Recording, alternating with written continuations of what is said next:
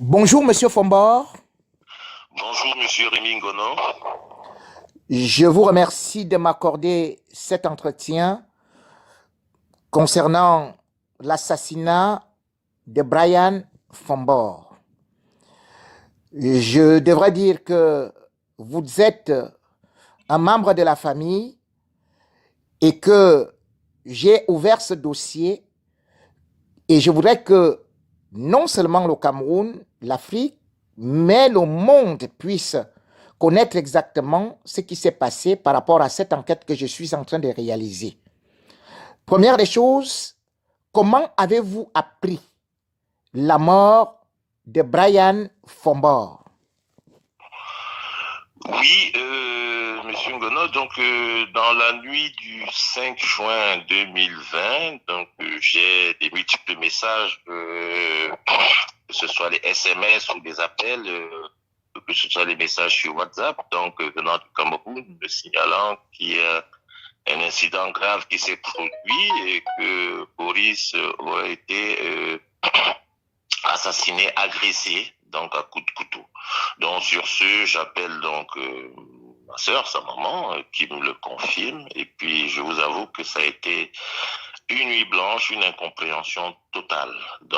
J'ai essayé de savoir ce qui s'est passé ce soir-là. Malheureusement, quand on est dans le choc, on n'a pas toujours de réponse à apporter. En creusant, dans les différents points, j'ai pu avoir quelques informations sur le déroulé de sa soirée, qui il devait voir, et j'ai même pu obtenir le numéro de la personne. Alors, comment sa soirée s'est déroulée et comment a-t-il fait pour se retrouver avec Ivana et Somba? Ses amis très proches chez lui étaient en train de passer une soirée comme tous les jeunes le font. Voilà. Et entre-temps, sur la base de ce que disent ses amis, il a reçu un appel de la dite demoiselle, donc Ivana, lui demandant de passer le voir. Donc, chose qu'il aurait dû faire, me dit-on, beaucoup plus tôt, c'est-à-dire avant 20 heures, mais malheureusement, il est passé chez elle beaucoup plus tard, donc aux alentours de 21h30, 22h. Une fois de plus, sur la base de ce que ses amis disent, quand il se sépare d'eux, il a dit au revoir, bon, je vais voir Ivana, il est parti donc aux alentours de ces heures-là. Et je vous rappelle que c'est témoignage des amis parce que son téléphone, on n'a pas on n'a pas retrouvé son téléphone qu'on aurait pu faire borner ou faire parler sur les échanges qu'il y a eu.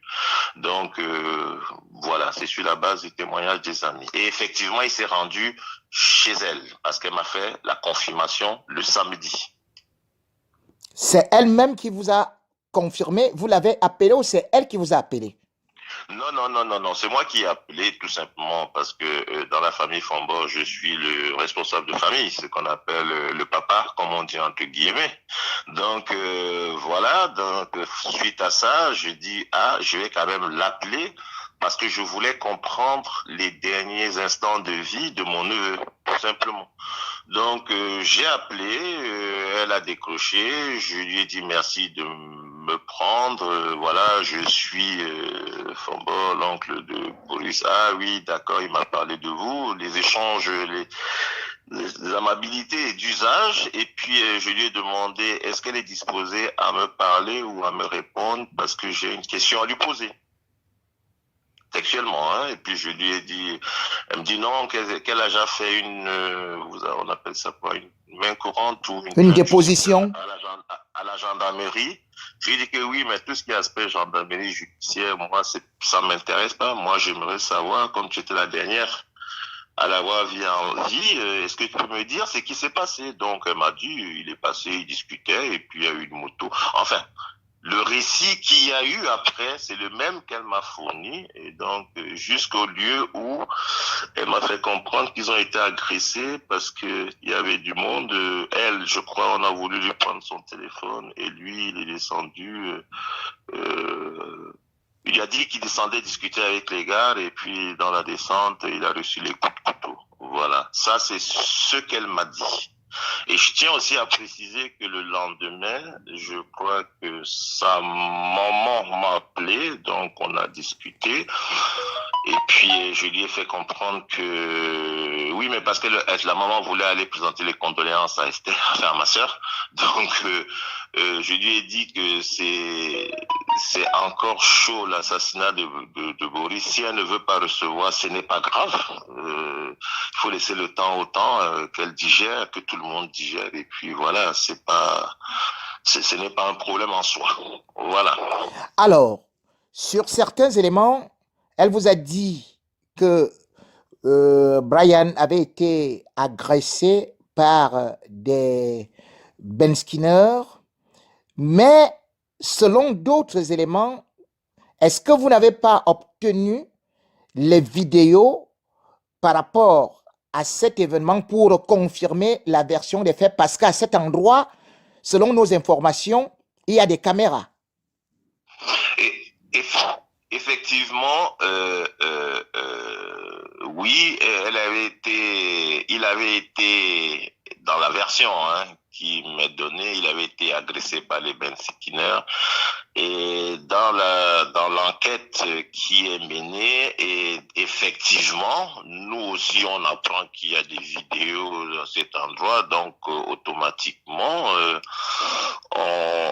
je crois que la personne en charge de l'enquête a dû se saisir de ces vidéos et qui établissent le contraire de ce qui est dit. Parce que à cet endroit, sur ces images, dit-on, il n'y aurait que 7 à 8 personnes, donc ce qui est loin d'un attroupement tel qu'on les connaît en cas d'incident au pays. Voilà, tout simplement. Donc ça amène une question, pourquoi cette hypothèse-là, ou cette thèse-là selon laquelle c'est les Ben Skinner, alors que jamais j'apporte une précision quand on a fait l'autopsie du corps de Boris et les nombres de coups de couteau qu'il avait reçus. Ces coups de couteau ne pouvaient pas être donnés par des Ben Skinner, tout simplement parce qu'il y avait une précision dans les attaques qui avaient été portées, et ces types de précisions sont faites par des professionnels. Enfin, c'est mon point de vue et c'est ma conviction. Je veux dire que oui, un boucher sait comment il dépaisse son animal. Voilà, un professionnel sait comment il utilise les couteaux, et puis les lames, elles étaient quand même assez profondes, assez longues, pardon. Donc ça ne peut pas être ce qu'on appelle communément les Ben Skinner. Et Monsieur Ngono, je vais vous dire quand même quelque chose. Oui. Quand quelqu'un arrache un téléphone ou bien vient vous voler de l'argent ou bien casse une voiture, enfin vide une voiture, il a 2 facteurs contre lui. La surprise de la population et puis le temps. Donc pour lui, il faut qu'il opère entre la première seconde et la 30e ou la 45e seconde. Au-delà de ça, il s'expose. Donc, je ne pense pas que dans ce type d'attaque, ce soit déroulé en 45 secondes et pour que les gens se défilent. Et puis, il y a un facteur aussi qui est là, c'est que il y a un chauffeur taxi qui a fait un témoignage selon lequel lui, quand il est passé à cet endroit, il avait exactement le dispositif qui est celui qui est présenté par les caméras, c'est-à-dire que 7 à 8 personnes, il n'y avait pas d'attroupement. Ce témoignage de ce chauffeur taxi existe dans l'instruction de ce dossier. Et comme nous, on n'a pas accès à l'instruction, vous comprenez bien que je ne peux pas vous dire ce qu'il en est, effectivement. Et vous avez dit tout de suite qu'il a reçu beaucoup de coups de couteau. Alors, à peu près combien de coups de couteau et pourquoi ne s'est-il pas défendu, selon vous? Parce qu'il semble qu'il avait quand même au moins 1,96 m. Oui. Boris, c'était un grand bébé, 1,96 m, pardon, puis bien en chair. Oui, donc les indications, selon ce que je sais, font état d'un coup de couteau d'abord reçu dans le dos. Vous savez, quand vous recevez un coup de couteau dans le dos, la surprise est telle que, ou l'étonnement, vous allez vous retourner, etc. Donc, le premier coup de couteau qui était un coup de couteau qui a quand même fait beaucoup de dégâts, donc c'est pour ça qu'on parle, moi je pense que c'est des professionnels, était un coup de couteau, surprise dans le dos, et un second, et ensuite il y a eu un acharnement de face. Oui. Le nombre exact, je l'ai pas, mais il y a un acharnement de face. Je crois que les médecins légistes, ils doivent avoir les photos. Donc, il y a eu un acharnement. C'était pas beau à voir. Quand on veut voler une montre ou, je sais pas, de l'argent, on va pas faire, voilà, ce genre de, on va vous piquer peut-être la fesse pour vous effrayer, mais on va pas vous donner 5, 6 coups de couteau. On est bien d'accord. Donc, moi, ça m'interpelle. Pourquoi autant de coups de couteau? Pourquoi cet acharnement? Est-ce que c'était dans le but du vol? Non, je ne crois pas. C'est faux. On peut me raconter ce qu'on veut, on peut me donner toutes les hypothèses qu'on veut. Non, il était la cible de quelque chose. De quoi? Je n'en sais rien. Et j'espère qu'on aura justement les informations, qu'on saura pourquoi lui, ce jour-là, est victime d'un tel acharnement. Autre chose, dans l'enquête que nous sommes en train de mener, nous avons eu des témoignages que Boris s'était rendu chez Ivana à l'Omnisport et que, curieusement, ce jour-là, il n'était pas entré à la maison alors que généralement, il entre. Est-ce que vous, de votre côté, avez aussi eu une telle information? Oui, oui, oui. Ça, cette information, je l'avais eu préalablement entre le jeudi et le samedi quand j'ai la dame, madame Ivana, donc Sopa. J'ai cette information et elle me le confie même d'ailleurs. Elle me dit qu'elle a reçu dehors, à l'extérieur, pardon, donc de la concession parce que son fils ou sa fille, je me rappelle plus, mais son enfant dormait à l'intérieur. Voilà. Donc elle me le confirme. Donc ils étaient à l'extérieur quand tout se passe. Et puis de toutes les façons, oui, c'est une vérité parce que je pense que le gardien peut l'attester ou a dû l'attester ou a dû voilà le confirmer. Donc voilà. La raison pour elle, c'est son enfant dormait à l'intérieur, il est arrivé tard, donc voilà. Mais je précise quand même que Boris connaissait son enfant, hein, donc ils se connaissaient, donc voilà. Alors, après cette enquête, après cet incident, est-ce que vous avez déposé plainte et quelle a été la suite qui a été réservée? Est-ce que Ivana avait été au moins provisoirement mise en cellule? Est-ce que vous pouvez nous confirmer qu'elle dormait hors de la cellule ou à l'intérieur de la cellule? Oui, monsieur Ngono, vous comprenez bien que moi, les confirmer si elle dormait à l'intérieur ou à l'extérieur, bon, il y a eu tellement comment on appelle ça, de, de, de choses dites à ce sujet qu'en n'étant pas moi-même sur place. Tout ce que je peux dire, c'est que oui, effectivement, elle avait été entendue pendant un laps de temps assez important. Hein. Donc, elle avait été entendue. Et ce qui nous était revenu, c'est que bon, elle bénéficiait de beaucoup de facilités. Et puis voilà. Maintenant, après, est-ce qu'elle dormait ou pas, je peux pas le dire, tout simplement parce que n'étant pas présent. Maintenant, ça ne relève pas de l'impossible. Hein. Vous savez que voilà, il y a des choses qui se font maintenant qui n'ont aucune logique. Donc voilà. Par contre, oui, elle a été entendue. Donc elle n'est plus sous le régime de la garde à vue depuis longtemps. Donc je crois qu'elle s'est même mariée, si j'ai bonne mémoire, quelque chose comme ça. Donc elle est entendue. Mais nous, par contre, voilà, elle a été entendue, mais on n'a pas de rendu. Il faut qu'on sache où en est cette histoire. On ne peut pas laisser ce meurtre comme ça sans savoir ce qui s'est réellement passé. C'est tout ce qui nous intéresse. Boris, il est mort, il a été assassiné. Pourquoi? Par qui et comment? C'est ce qui nous intéresse. Et quels sont ceux qui ont joué des rôles dans son assassinat, tout simplement. Donc, à votre niveau, vous ne savez pas où se trouve le dossier. Le dossier n'a jamais été appelé au tribunal. Ça stagne. Le le dossier n'a jamais été appelé, sinon ça se serait su, ne vous inquiétez pas. Donc, ils ont ses amis attendent avec impatience, donc ils auraient relayé un tout petit peu. Non, ça n'a jamais été appelé. Est-ce que l'enquête est complètement bouclée? Est-ce que c'est au niveau de la chancellerie? Est-ce que c'est au niveau... Au point où on en est, je vous avoue que c'est un peu dans une espèce d'inconnu. Mais je pense que ce soit la mère, nous, tous les enfants, on s'est juré. Il faudrait que cette affaire, aujourd'hui ou demain, il y aura ce procès. Moi, je peux vous le garantir. Aujourd'hui ou demain, peu importe.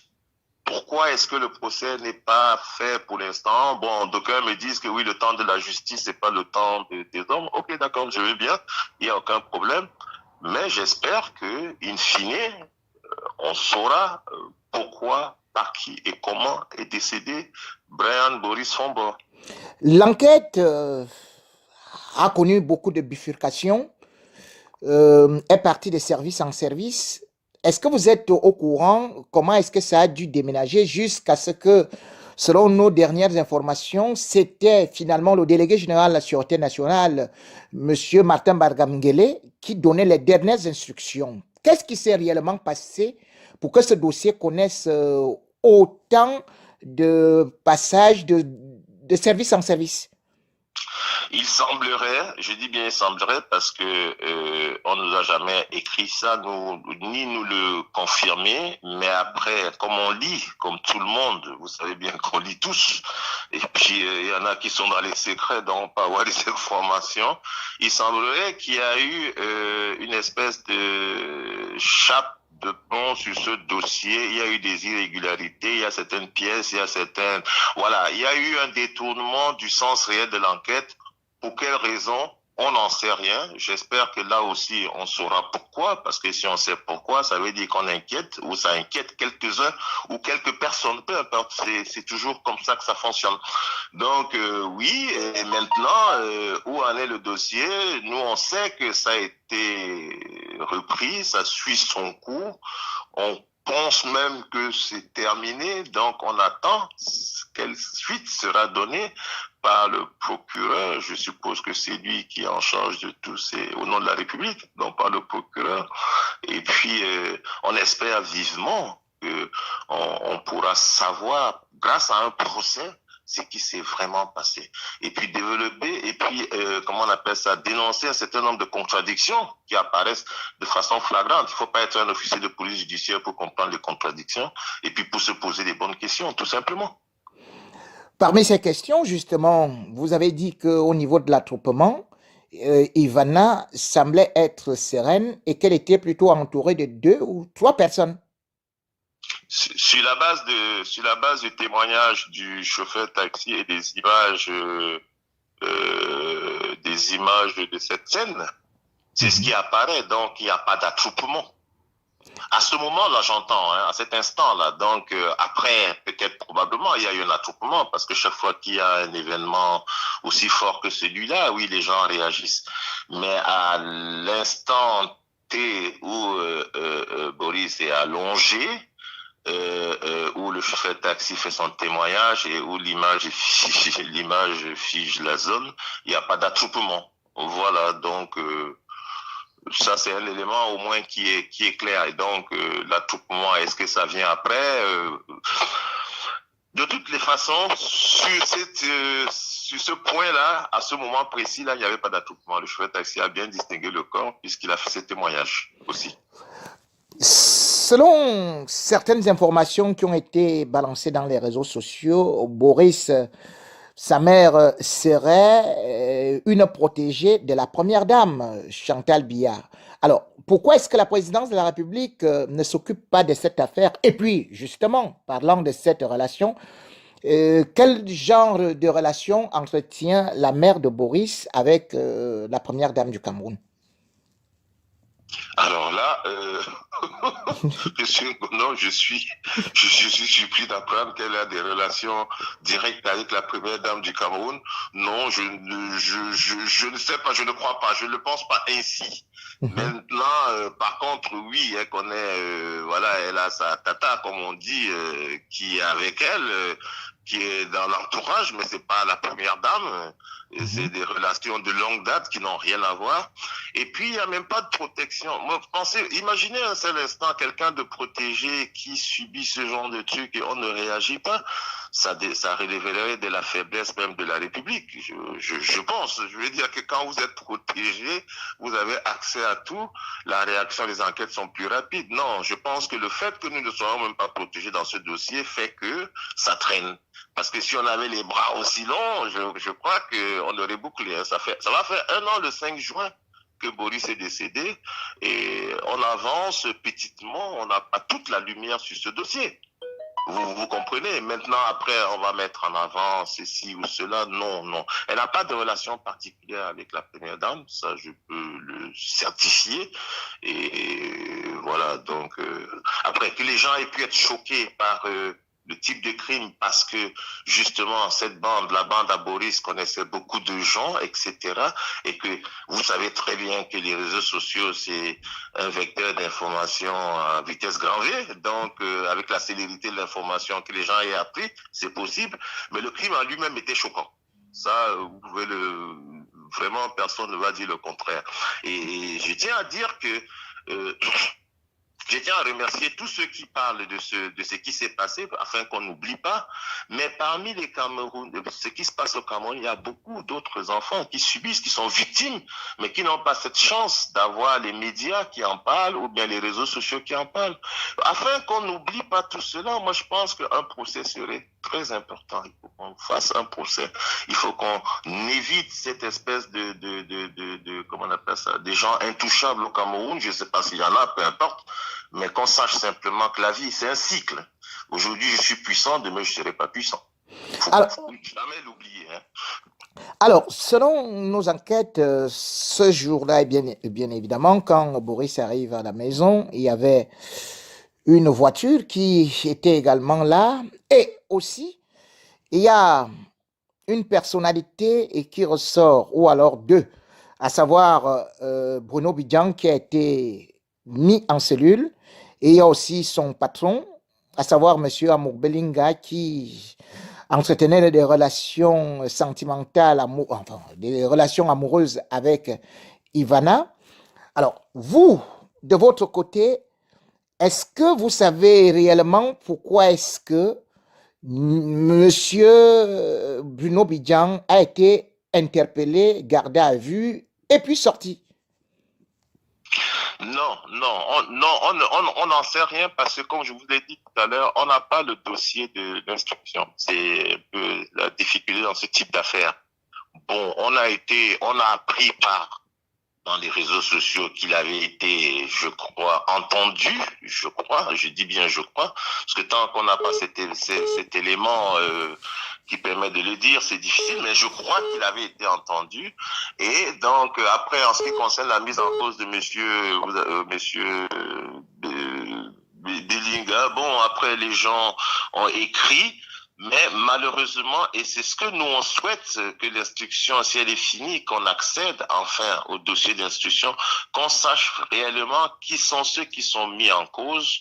Ça éviterait de faire un certain nombre, de notre part, hein, j'entends, de supputations ou d'hypothèses ou voilà, parce qu'on n'a pas toujours accès à ces éléments-là.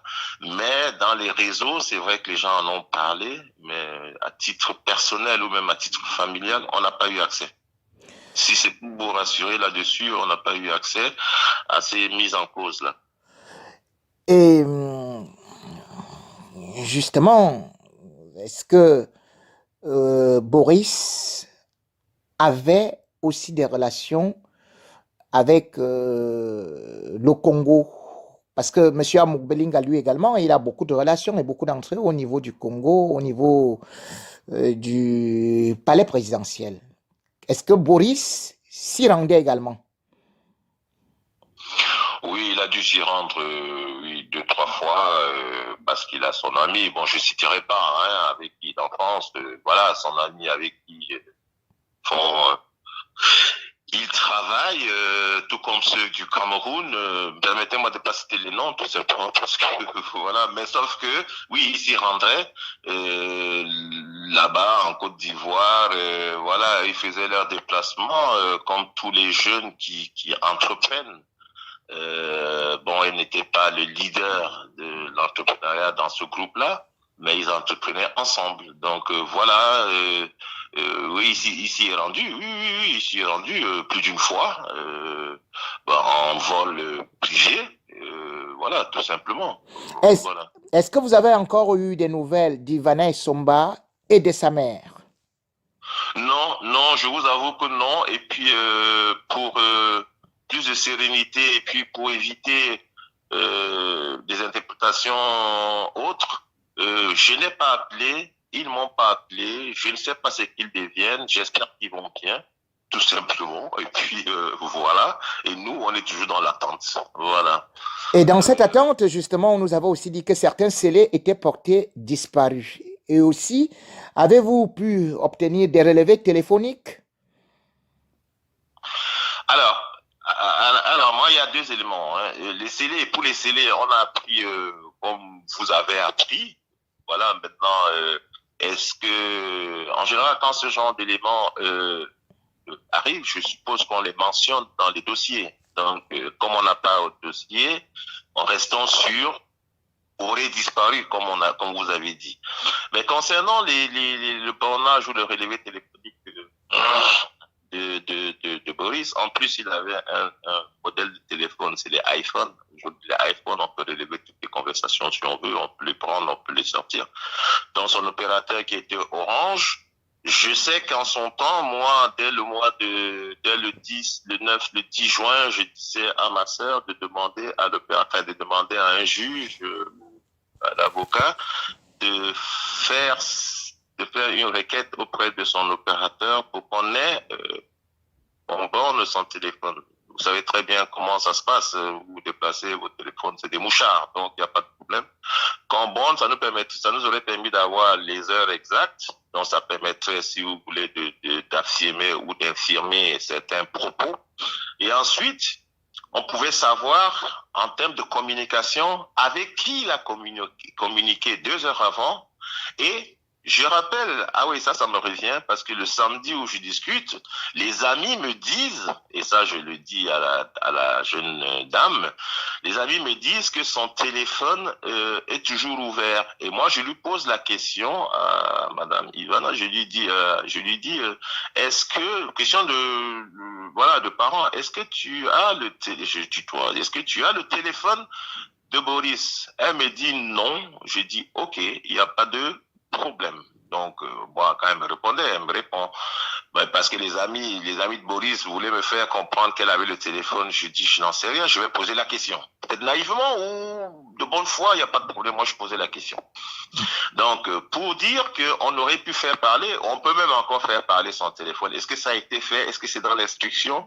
Monsieur Ngono, je ne peux pas vous dire. Donc, voilà. Donc, beaucoup d'interrogations, et pour résumer, 1,96 m, il se fait poignarder durement et avec beaucoup de précision, une précision chirurgicale. Puis, un téléphone qui reste ouvert sans être fermé. Et puis,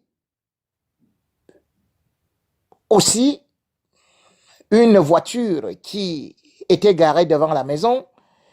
Et puis, bien sûr, quand il arrive, lui qui entre souvent dans la maison d'Ivana et qui connaît son fils, est reçu à l'extérieur. Et puis, il y a aussi, comme vous le dites, le dossier qui stagne, on ne sait pas là où ça va. Beaucoup de choses. Donc, nous n'avons pas aussi pu avoir des éléments concrets dessus et qui font quand même qu'on se pose des questions encore aujourd'hui. Alors, est-ce que vous avez adressé, au regard de tout ce petit résumé que je viens de faire, est-ce que vous êtes en contact ou avez adressé un courrier au garde des Sceaux, donc au ministre de la Justice, pour savoir exactement ce qui se passe? Non, non, non. Il n'y a pas eu de courrier adressé au garde des Sceaux tout simplement parce que l'instruction doit être bouclée. Donc, parce que, comme on l'a constaté, il y a eu quelques irrégularités dans l'ancienne enquête. Donc, voilà, devait être bouclé.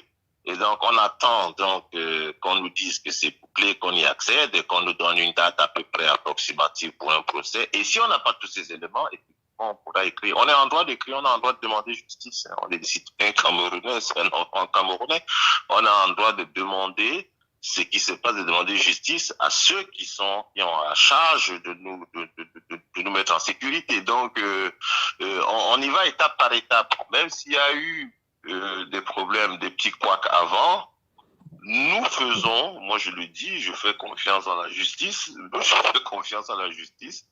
on ira à l'étape suivante dès qu'on nous informe que l'instruction est bouclée, en espérant que l'avocat ait accès ou l'avocate ait accès au dossier. Qu'on ait accès, nous, au dossier, parce qu'on va se porter partie civile, pour ceux qui sont localement présents. Et donc, ça nous permettra de voir les différents points ou de revenir sur les différents points. Et s'il y a des points sur lesquels on n'est pas d'accord, oui, on écrira, il n'y a pas de souci. Merci de nous avoir accordé cette interview. Et puis, avant de nous séparer, avez-vous un dernier mot par rapport à ce problème? Oui, monsieur Rémi Gonan, bon, je sais que les gens qui vont écouter vont dire, ah oui, Samy connaît Rémi. Oui, non, on se connaît les Camerounais, il n'y a pas de problème. Je suis ce que vous faites, je suis ce que tu fais, je peux faire le dire comme ça. Je suis, et il y a toi, il y a d'autres. Et pour moi, ce qui est important, c'est tous ceux qui font qu'on n'oublie pas ce dossier ou qui font rappeler ce dossier parce que c'est important. Ce n'est pas qu'important pour nous, ce n'est pas qu'important pour la justice de Boris, c'est important pour de nombreux anonymes qui n'ont pas cette capacité, qui n'ont pas cette chance qu'on puisse parler d'eux. C'est important qu'on ne les oublie pas, qu'on ne s'assied pas sur les dossiers au Cameroun. Voilà, on est un grand pays, il faut qu'on le prouve. Quand il y a un problème, il faut qu'on le résolve. Donc, moi, c'est un espoir, c'est un cri. J'ai accepté parce que pour moi, c'est un cri, c'est un appel. Il faut qu'on sache quelle est la vérité sur ce dossier. Brian Boris Fombo, et je vous remercie infiniment.